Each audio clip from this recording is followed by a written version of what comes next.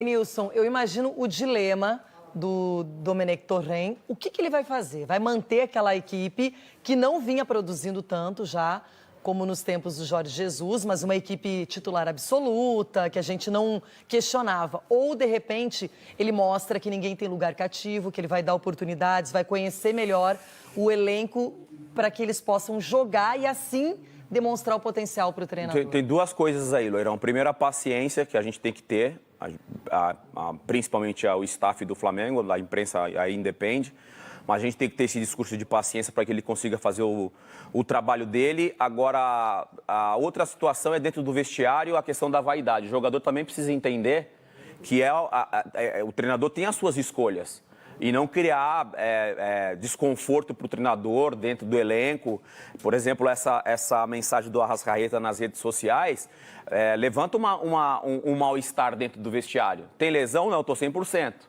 Mas para o treinador, está achando que o Arrascaeta fisicamente não está no nível melhor do que outros jogadores. Qual o último grande jogo que você lembra do Arrascaeta? Não, esse ano ninguém fez um grande... Esse ano, agora, depois dessa volta, ninguém fez um grande jogo. Nem Gerson, nem Arrascaeta. Eu acho que o que mais jogou melhor para mim foi o Everton, que mais buscava o jogo, que mais não se escondia da partida, mas não teve nenhum jogador que você fale hoje no Flamengo que teve uma boa atuação. Gabigol, por exemplo, o Bruno Henrique, que está sem marcar. Os principais jogadores, o Gerson,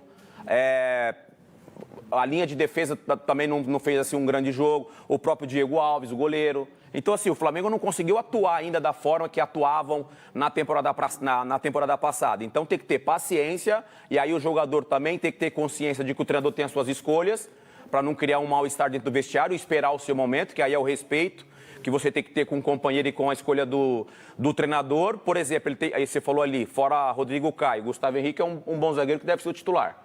Se o treinador conhecer, né? E eu acho que ele não conhece ainda totalmente o elenco. Várias vezes o Bruno Henrique jogou quando não tinha um centroavante, jogava como um falso centroavante. Ele pode colocar o Pedro Rocha, ele pode colocar o que veio o Michael, que veio do Goiás pelos lados enfim. Mas ele tem um centroavante ofício, que é o Pedro. Que é o Pedro, então, mas aí, ali a característica diferente de qualquer outro, né?